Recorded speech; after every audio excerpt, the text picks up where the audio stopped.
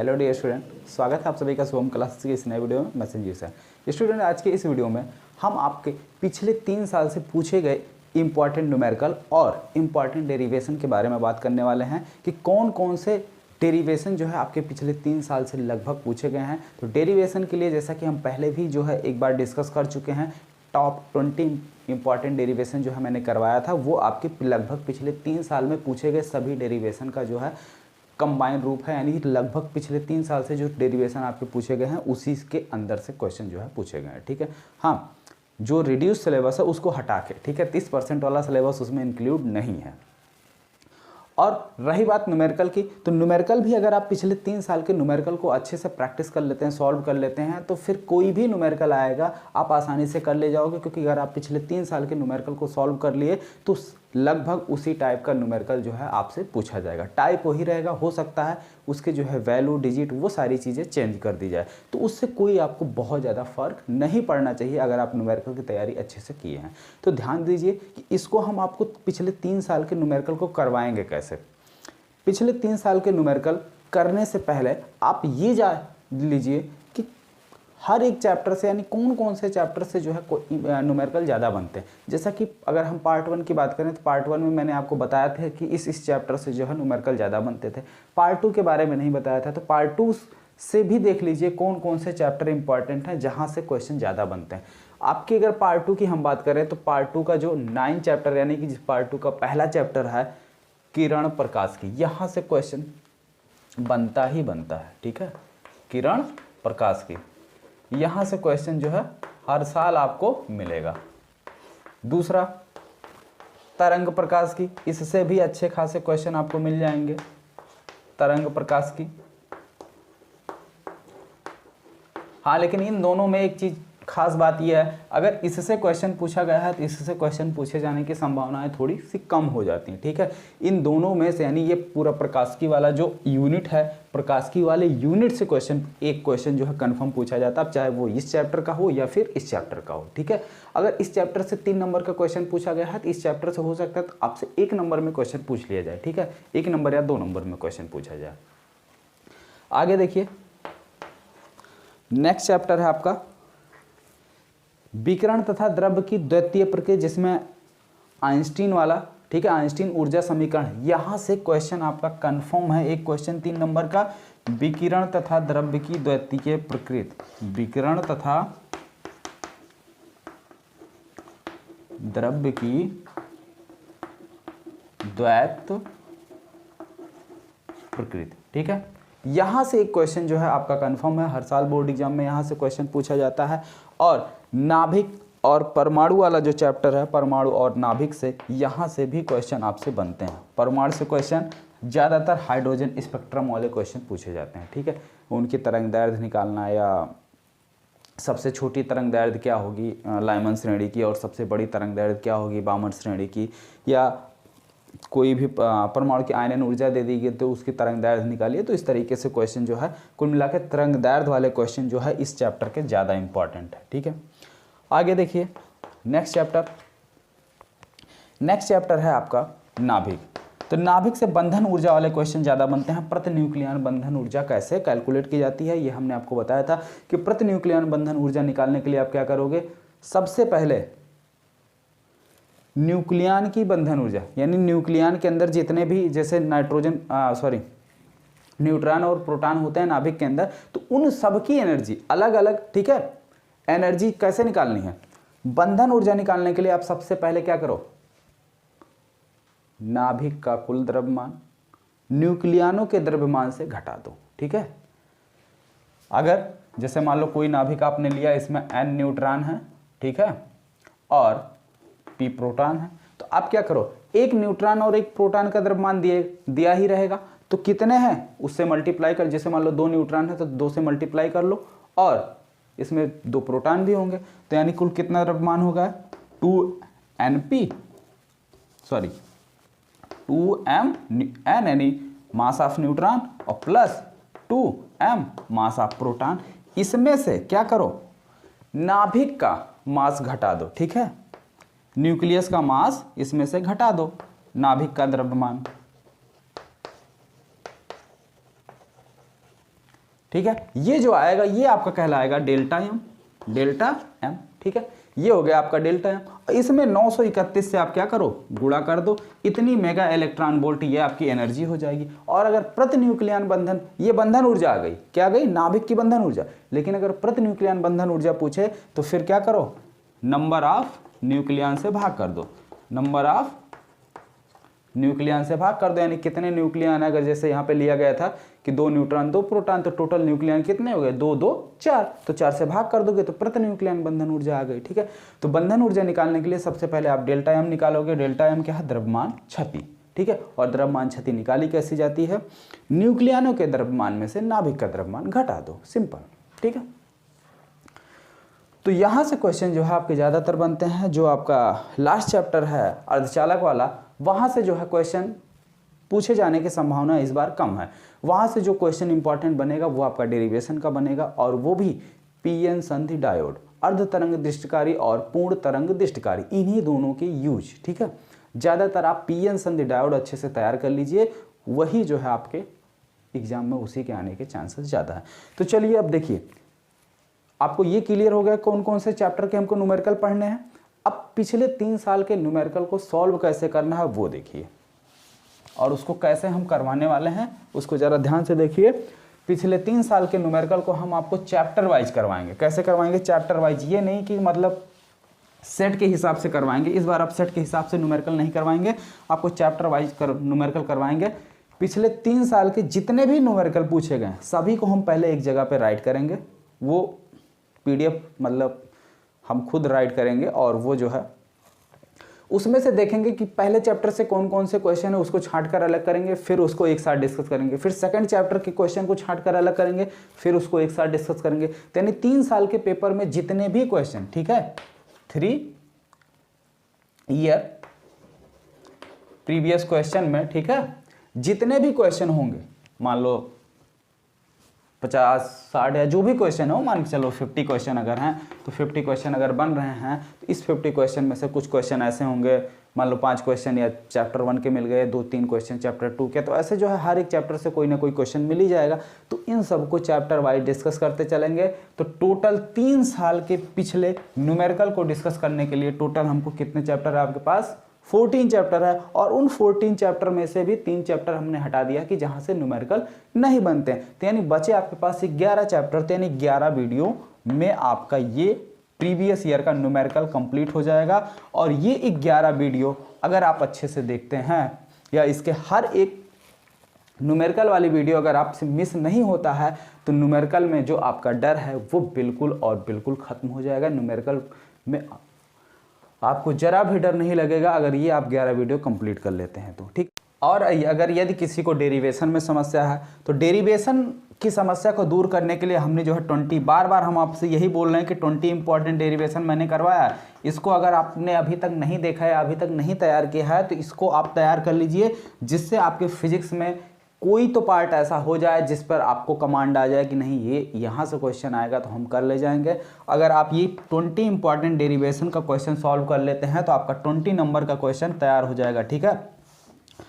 20% question जो है आपके तैयार हो जाएंगे, यानी 20 नंबर का क्वेश्चन जो है आपको तैयार हो जाएगा। पेपर आपका टोटल होता है 70 नंबर में, बचा आपका 50 नंबर। उस 50 नंबर को तैयार करने के लिए ये 11 वीडियो अगर आप न्यूमेरिकल को देख लेते हैं तो 10 नंबर का जो है आपका यहाँ से सॉल्व हो गया। तो टोटल जो है 30 नंबर, ठीक है, 30 नंबर के आपके तैयार हो गए। बचे आपके 40 नंबर। तो 40 नंबर जो आपके बच रहे हैं उस 40 में भी छोटे छोटे न्यूमेरिकल, छोटे छोटे कॉन्सेप्ट, छोटे छोटे थियरी, तो वो सब आप स्वयं कर ले जाएंगे, ठीक है। वो 40 नंबर आपके हाथ में है, वो 40 जो है इसी से रिलेटेड है। अगर ये आप अच्छे से तैयार कर लेते हैं 20 इंपॉर्टेंट डेरिवेशन और 11 वीडियो जो अभी हम बनाने वाले हैं, ठीक है।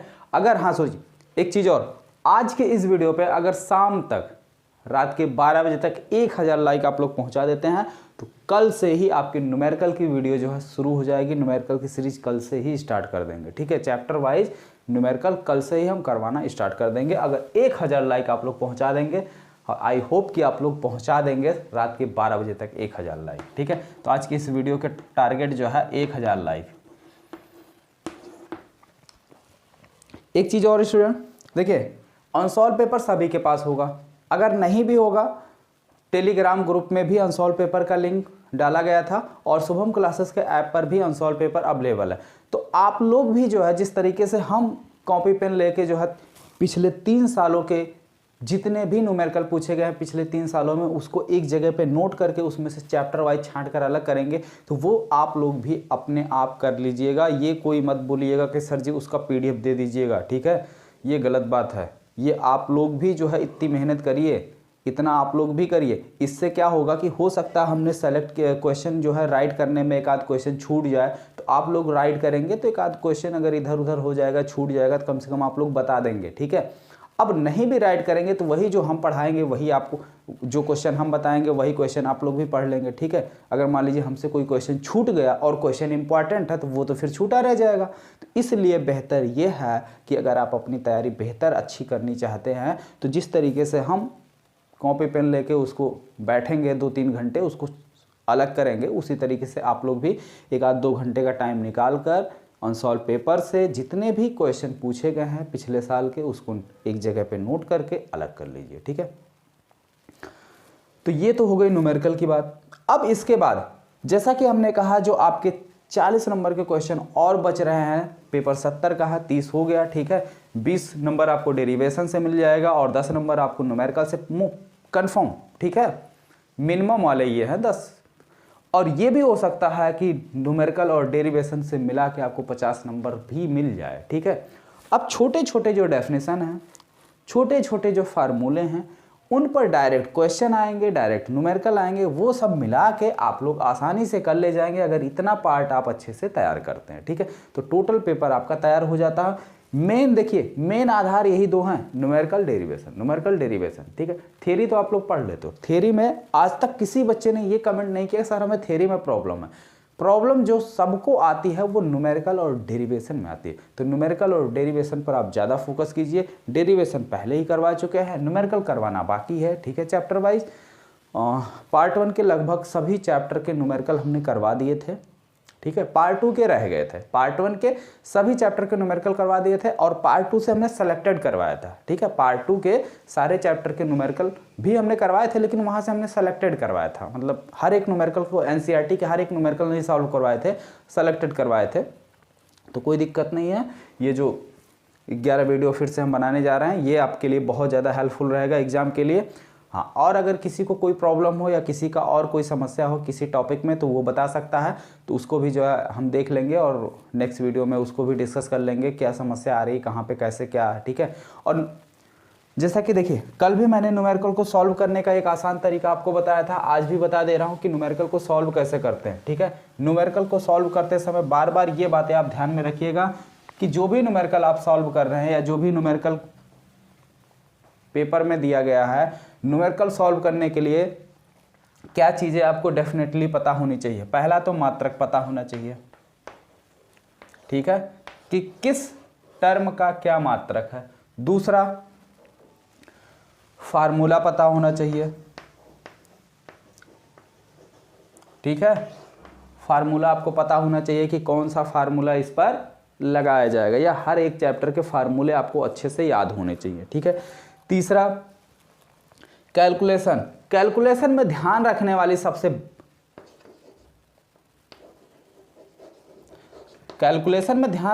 सबसे ज़्यादा बातें यह है कि कैलकुलेशन में देखिए मोस्टली कैलकुलेशन में आप लोग कहाँ पे गलती करते हैं वो हमें पता है, ठीक है। आप लोग 10 की पावर वाले में ज़्यादातर गलतियाँ करते हैं। 10 की पावर वाले में क्वेश्चनों में जो है कभी लोग पावर जहाँ घटता है तो घटा देते हैं। आपको पावर जब माइनस और प्लस में दिया रहता है ना, तो आप लोग जो है वहाँ बहुत ज़्यादा कन्फ्यूजन हो जाता है, आप लोगों को बहुत ज़्यादा गड़बड़ी करते हैं। अभी रिसेंटली में जो है कोई उस पर जो है एक क्वेश्चन था मेरा, मैंने सॉल्व करवाया था, 10 की पावर का था, तो क्लेम आया था कि नहीं सर आपने गलत बताया, और उनके स्कूल या कोचिंग में कहीं बच्चा पढ़ा था तो वहाँ पे भी जो है जो लड़का वो बोल रहा था वही बताया गया था, और लेकिन यहाँ पे हमने सही बताया था, वहाँ पे गलत बताया गया था। तो बाद में वो जब फ़ोन पे बात हुई, डिस्कस हुआ, तब जाके उसको पता चला कि नहीं, हाँ, तो वो जाके अपनी सर से कंफर्म करने के लिए हमने कहा जाना जो है आप स्कूल में या अपने सर के पास कंफर्म कर लेना। तो गया, कंफर्म किया, तो सर बोले बाय मिस्टेक हो गया था, तो वो गलती वहाँ से ठीक है। तो देखिए इसमें बेसिक चीज़ ये है दशमलव वाला देखो, जैसे कोई चीज दशमलव में लिखी गई है, जैसे ये लिखा है, सबसे पहले माइनस वाला ही देखो क्योंकि माइनस में ही गलती होती है। दशमलव को अगर आप आगे से पीछे ले जाओगे तो पावर क्या होती है, घटती है। पावर क्या होती है, घटती है। ठीक है, नोट कर लो कहीं अगर किसी को समस्या हो। दशमलव को आगे से पीछे ले जाने पर, है तो बहुत बेसिक चीज, बहुत लगभग सभी को पता होगा, लेकिन यूज करते समय आप लोग कंफ्यूज हो जाते हैं। ले जाने पर पावर 10 की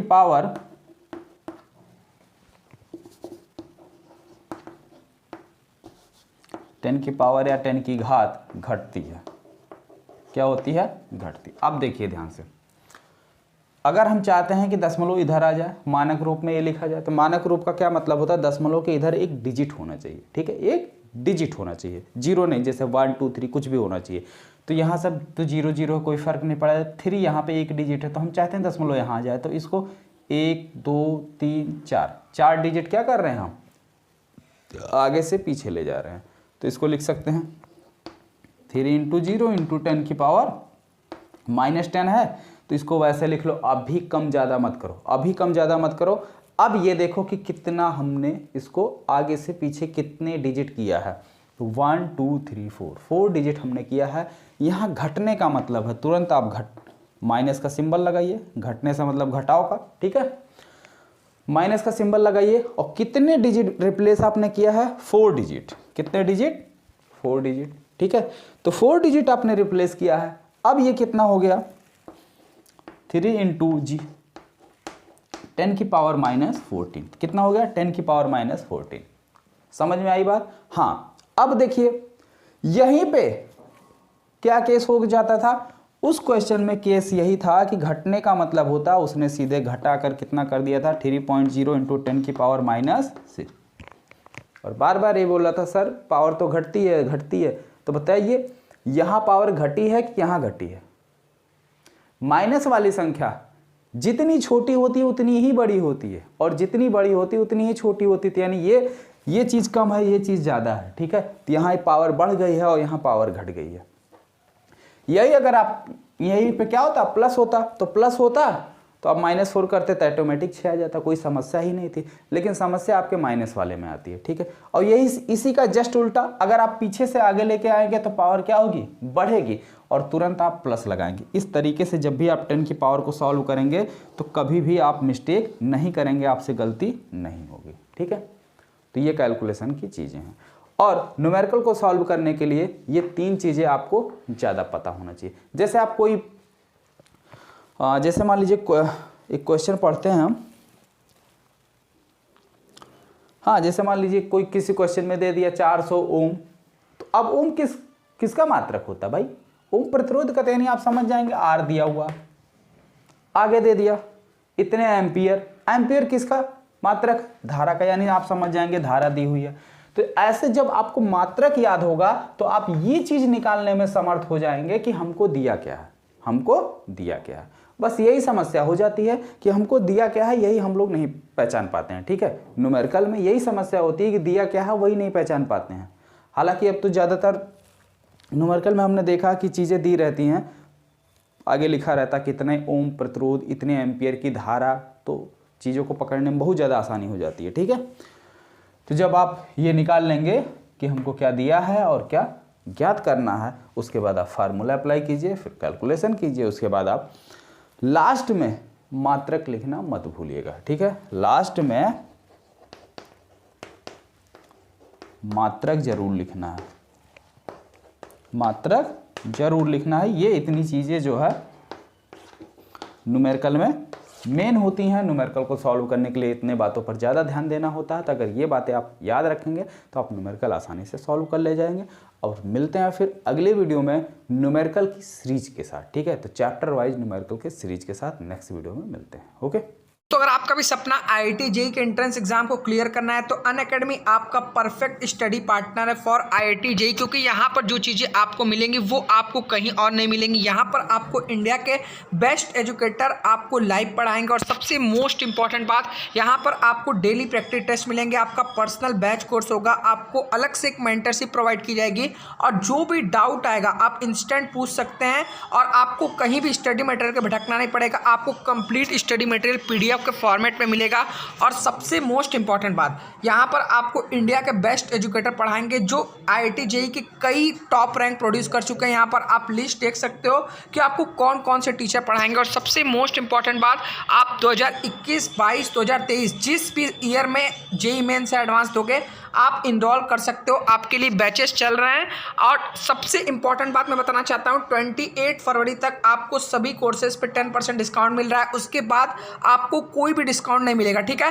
तो अगर आप 10% डिस्काउंट पाना चाहते हो शुभम @ 12 यूज़ करोगे, आपको तुरंत डिस्काउंट मिल जाएगा, ठीक है। स्टार्ट करते हैं।